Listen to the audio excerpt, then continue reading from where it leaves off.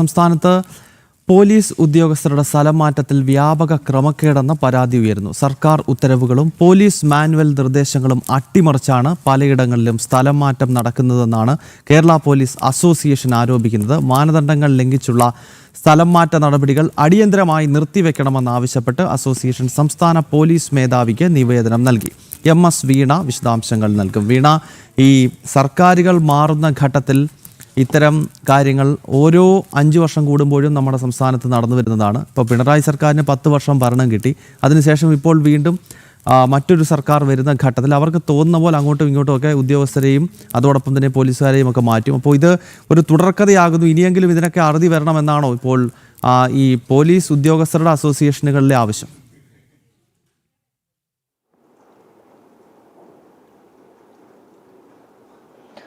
ഗൗതം, അശ്വതി, അത്തരത്തിലുള്ളൊരു പരാതി തന്നെയാണ് പോലീസ് അസോസിയേഷൻ മുന്നോട്ട് വയ്ക്കുന്നത്. പലപ്പോഴും ഉദ്യോഗസ്ഥർക്ക് ഇതുപോലെ തന്നെ, അതായത് ഒരു സർക്കാർ മാറി മറ്റൊരു സർക്കാർ അധികാരത്തിലേറുമ്പോൾ പെട്ടെന്നുണ്ടാകുന്ന സ്ഥലം മാറ്റങ്ങൾ, പെട്ടെന്നുണ്ടാകുന്ന പറിച്ചുനടലുകൾ, അത് ജോലിയുടെ ഭാഗമാണെങ്കിൽ പോലും പലപ്പോഴും ഉദ്യോഗസ്ഥരുടെ ഭാഗത്തു നിന്നുള്ള അവരുടെ ന്യായമായ വാദങ്ങൾ പരിഗണിക്കാതെയാണ് ഇത്തരത്തിലുള്ള ട്രാൻസ്ഫറുകളും മറ്റ് നടപടികളും ഉണ്ടാകുന്നതെന്നൊരു പരാതിയാണ് ഉയർന്നിരിക്കുന്നത്.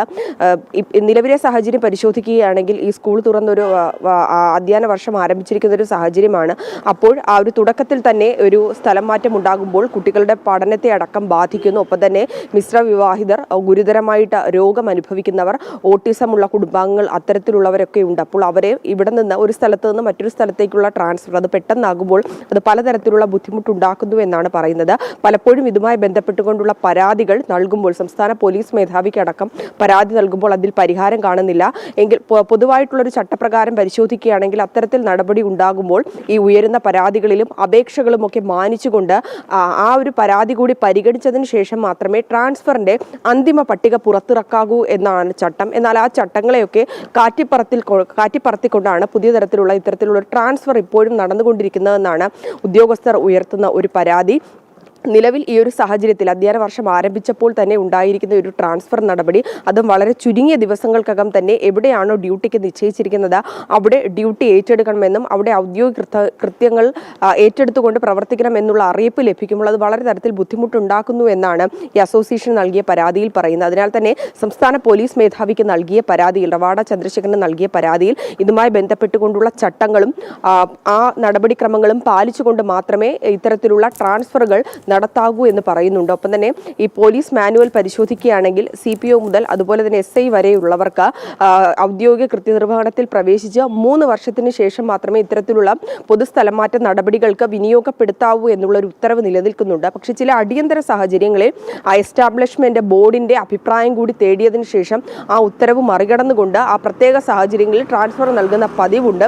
അതിനാൽ തന്നെ അല്ലാത്ത ട്രാൻസ്ഫറുകൾക്ക് ഉദ്യോഗസ്ഥരുടെ ഭാഗത്തു നിന്നുള്ള ന്യായമായ ആവശ്യങ്ങൾ കൂടി പരിഗണിച്ചു വേണം ഇത്തരത്തിലുള്ള ഒരു ട്രാൻസ്ഫറുകൾ, അത്തരത്തിലുള്ള നടപടികൾ നടപ്പാക്കാൻ എന്നുള്ള ആവശ്യമാണ് ഉന്നയിക്കുന്നത്. ന്യായമായിട്ടുള്ള പരാതികളാണെങ്കിൽ അതിൻ്റെ ഭാഗത്ത് നിന്ന് ഉദ്യോഗസ്ഥരുടെ ഭാഗത്ത് നിന്ന്, അതായത് സംസ്ഥാന പോലീസ് മേധാവിയുടെ ഭാഗത്ത് നിന്ന് തന്നെ കൃത്യമായിട്ടുള്ളൊരു നടപടി വേണമെന്നുള്ളൊരു ആവശ്യം കൂടിയാണ് പറയുന്നത്. നിലവിൽ ട്രാൻസ്ഫർ നടപടികൾ ഈ ഒരു സർക്കാർ അധികാരത്തിലേറി. വീണ, പോലീസ് ഉദ്യോഗസ്ഥരുടെ ട്രാൻസ്ഫറുമായി ബന്ധപ്പെട്ടാണ് ഇപ്പോൾ ആരോപണങ്ങൾ ഉയർന്നത്. ഭരണമാറ്റത്തിന് ശേഷം പോലീസുകാരെ മാനുവൽ അനുസരിച്ചോ അതല്ലെങ്കിൽ നിലവിലുള്ള നിയമവ്യവസ്ഥകൾ അനുസരിച്ചോ അല്ല, തോന്നിയ പാട് ട്രാൻസ്ഫർ ചെയ്യുന്നുവെന്ന വലിയ വിമർശനം പോലീസ് അസോസിയേഷൻ ഉയർത്തുകയാണ്. ഇത് സംബന്ധിച്ച് പരാതി ഉയർന്നിരിക്കുകയാണ്.